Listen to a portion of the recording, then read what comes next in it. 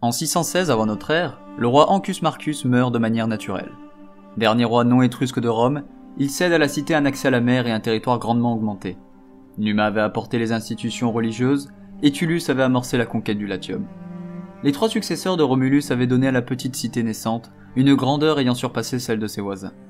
Rome, qui avait été fondée par des membres d'Albe la Longue, a fini par surplanter cette dernière et s'imposer comme la plus grande cité du Latium. Mais comme dit dans la précédente vidéo, Rome serait en réalité une ville étrusque, et les auteurs tels que Tite-Live ne peuvent plus l'ignorer. Ainsi, les trois derniers rois de Rome seront des Étrusques. Tarquin l'Ancien apportera les édifices, Servius Tullius les institutions militaires, et Tarquin le Superbe la chute de cette royauté et l'avènement de la République.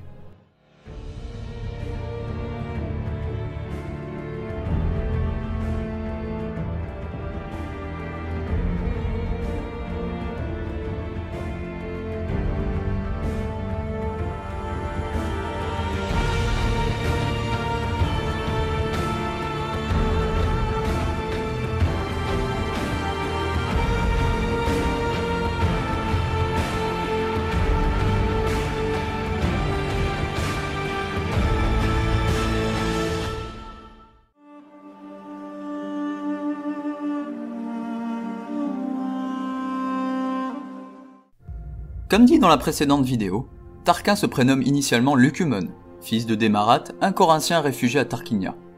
Il était marié à Tanachil, une Étrusque de souche, ambitieuse, appartenant à une grande famille. Son frère étant mort, il hérita de la fortune de son père. Cependant, malgré sa richesse, il fut méprisé dû à ses origines étrangères.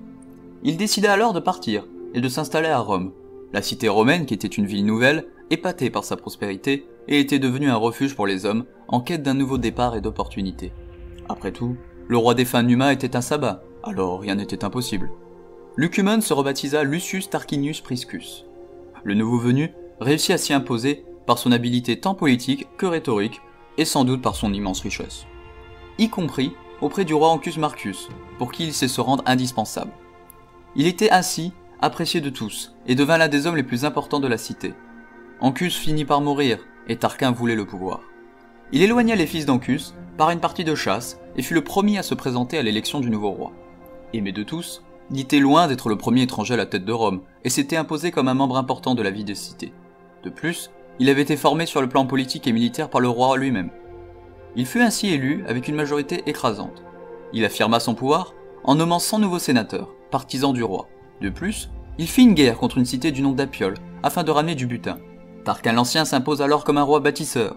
Avec le butin, il fit construire la première version du cirque Maxime, aménagea le forum et mit en place la Cloaca Maxima, le grand égout de Rome. Le règne de Tarquin l'Ancien représente ainsi dans l'histoire romaine le travail des ingénieurs étrusques dans la construction, qui furent ainsi les maîtres de Rome en la matière. Néanmoins, la guerre frappa à nouveau. Tarquin, qui supervisait la construction de la première muraille de Rome, apprit qu'une armée avait passé l'Agno, qui servait de frontière au nord. La bataille fut indécise, et les pertes conséquentes dans les deux camps, à tel point que les armées durent marquer une pause afin de récupérer. Tarquin augmenta alors sa cavalerie et mena une seconde bataille, qui fut une grande victoire. Du territoire fut alors enlevé aux Sabins, sur la route de Veii. Puis, la guerre se tourna vers les vieux latins, et la victoire fut à nouveau pour Rome. Le territoire était alors consolidé, et le roi se concentra alors sur la paix, terminant la muraille de Rome et embellissant la cité. Durant les conquêtes, un événement arriva. Durant la prise d'une ville, une femme noble, qui avait perdu son mari, se lia d'amitié avec la reine de Rome et accoucha d'un enfant qui fut élevé au palais et qui se prénomma Servius Tullius. Il fut ainsi élevé comme un prince de Rome et était estimé de tous. Les origines de Servius Tullius sont très mystérieuses et certains déclarent qu'il était le fils d'un esclave, rumeur plus tard utilisée contre lui. 37 ans après le début de son règne, les fils du roi défunt Ancus complotaient car ils avaient été évincés du trône. Ceux-ci décidèrent d'assassiner le roi, payant des paysans. Ces derniers, mimant une dispute devant le palais, furent convoqués par le roi et en profitèrent pour attaquer le souverain avant de prendre la fuite, laissant le roi mourir de ses blessures. Servius, convoqué par la reine, se fit remettre le pouvoir par cette dernière. À la fenêtre du palais, Servius déclara prendre la régence et pendant plusieurs jours fit semblant de prendre ses ordres du roi qui était en réalité déjà mort. Celui-ci finit par annoncer le décès du roi et prit sa place avec le soutien du Sénat. Il était le premier roi que le peuple n'avait directement pas choisi.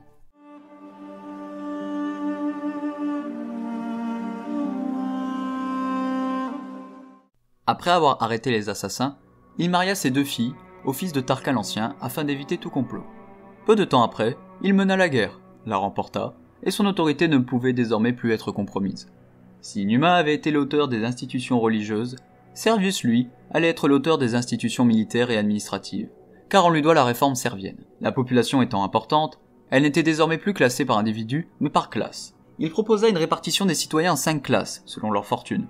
Ces 5 classes sont divisées en centuries de 2 groupes d'âge, les juniores et les seniores. Les juniores vont de 17 à 45 ans, devant servir dans l'armée active, et les seniores de 46 à 60 ans, dans la réserve. Toujours dans l'optique d'organisation, il fit recenser la population romaine en la réunissant sur le champ de Mars. Selon l'historien romain Quintus Fabius Pictor, Rome possédait alors 80 000 hommes en âge de porter les armes. La ville fut agrandie en incorporant la colline du Quirinal et celle du Viminal. Rome est alors dotée d'institutions fortes, la ville est embellie, et le roi avait alors comme objectif que la puissance de Rome ne se fasse pas seulement par les armes, mais aussi sur le point de vue diplomatique. Néanmoins, le palais royal fut source de complot. Servius, on l'a dit, avait marié ses filles au fils de Tarquin l'Ancien. Lucius Tarquin, le premier, était de nature violente, tandis que son frère, lui, Arus Tarquin, était doux. Les 2 filles, elles aussi, étaient très différentes de caractère, et le hasard avait voulu que les 2 caractères violents n'étaient pas mariés entre eux. Tullia, la plus violente des 2, dégoûtée par son mari qu'elle jugeait faible, se tourna vers Lucius Tarquin et communiqua sa folle ambition à son amant. Les 2 autres disparurent mystérieusement, et les 2 amants purent se marier, malgré la désapprobation du roi. Poussé par sa femme, Tarquin entreprend alors de faire reconnaître ses droits sur le trône. Il cherche appui auprès des sénateurs, puis forma une escorte, de jeunes gens avec lesquels il envahit le forum. Il créa la tumulte, puis s'assit sur le trône du roi. Servius Tullius voulut intervenir, car il était furieux. Pris de court, Tarquin le saisit par la taille et le jeta au bas des marches. Puis, alors que Tullius rentrait chez lui, il le fit assassiner par ses gardes. Tite-Live raconte que rentrant chez elle, Tullia aurait roulé sur le corps ensanglanté de son père avec son char à 2 roues. Commença alors le règne du dernier roi de Rome.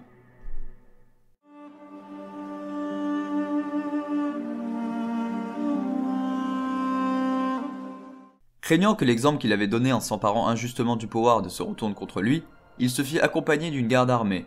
C'est par un coup de force en effet qu'il avait acquis le pouvoir, sans passer par les suffrages populaires ou l'avis du Sénat.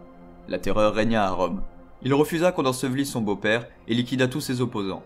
Le Sénat, dont beaucoup de membres avaient été assassinés, ne fut plus consulté, et Tarquin décidait de tout seul, sans l'avis de personne. Il voulait soumettre les latins comme il avait soumis son peuple, et par un coup de bluff, il convoqua les chefs latins et accusa l'un des membres, du nom de Turnus, de préparer un attentat contre les chefs en présentant des armes qu'il avait en réalité fait cacher chez Turnus. Une fois cette affaire réglée, il invoqua un ancien traité. Nous l'avions vu dans la première vidéo, la cité d'Albe la Longue avait envoyé des colons et qui donnaient naissance aux cités latines, qui étaient liées ainsi à la cité. Or, Rome avait détruit Albe et annexé sa population. Ainsi les latins devaient désormais être liés à Rome. Ceux-ci, après avoir vu le sort réservé à Turnus, acquiescèrent. Comme roi, Tarquin n'était qu'un tyran, mais comme chef de guerre, il égalait ses prédécesseurs. Il attaqua les Volsques et la cité de Gabii, mais celle-ci résista. Ne pouvant prendre la cité par la force, il décida d'utiliser la ruse, ce qui était indigne d'un Romain. Il envoya son fils, Sextus, à Gabii, qui raconta avoir fui, car Tarquin, après avoir maté son peuple, voulait faire de même avec sa famille. La réputation de Tarquin étant connue, il fut cru. Sextus se montra d'une grande utilité. Connaissant la faiblesse de Rome, il conseillait les nobles, qui finirent par le croire. Ainsi, ce dernier se mit à contrôler la cité de l'intérieur, et finit par se faire confier l'armée, avec laquelle il prit finalement le contrôle de la cité. Gabii était tombé par la traîtrise, chose que Tarquin ne releva pas, car il était trop fier pour féliciter son fils, qui fit de la cité son fief. Tandis que Tarquin ruinait la cité dont les coffres étaient vides dus à des travaux titanesques au temple de Jupiter, un mauvais présage sous l'apparence d'un serpent eut lieu au palais royal. Inquiet, le roi envoya ses 2 autres fils consulter le plus grand de tous les oracles, celui de Delphes. Les 2 frères furent accompagnés de leur cousin Brutus, qui mimait être un imbécile afin de ne pas représenter de danger, car Tarquin avait fait tuer tous les membres de sa famille susceptibles de revendiquer le trône. Ainsi, les 3 hommes se mirent en route. Les 2 princes se hâtèrent d'embrasser leur mère, mais à leur retour, Brutus, lui, embrassa le sol, car seule Rome était sa mère. Le roi, lui, partit alors en guerre contre les Rutules, afin d'enlever leur capitale, Ardée, afin de remplir le trésor, mais le siège s'éternisa. Mais durant l'absence du roi, la monarchie allait tomber. Durant le siège, les fils de Tarquin le Superbe et leur cousin Tarquin Collatin débattèrent pour savoir lequel de leurs femmes était la plus vertueuse et la plus belle. Il s'avère que Lucrèce, femme de Tarquin Collatin, remporta tous les suffrages. Sextus, quelques jours plus tard, par jalousie, retourna à Colati, dans la maison de Tarquin Collatin, et viola Lucrèce. Cette dernière, après son départ, fit venir son père, accompagné de Publius Vel, et son mari, qui était accompagné par Brutus. Elle leur révéla alors le crime, avant de se suicider. Brutus rallia les autres hommes noyés dans le chagrin et décida de soulever la population de Rome. Il obtint du Sénat et du peuple la fin de la monarchie et l'exil de la famille royale. Le roi, ayant appris la révolte, était parti entre-temps pour Rome à la tête de ses compagnons les plus fidèles, avec l'intention de restaurer l'ordre. Il trouva les portes fermées et sa condamnation à l'exil. Brutus, quant à lui, obtint le soutien des soldats de Tarquin. Ce dernier, ne pouvant retourner au camp, il trouva refuge à Gabii. Ainsi s'achève la royauté romaine, et un nouveau chapitre s'ouvre alors, l'avènement de la République romaine qui transforma la cité en empire.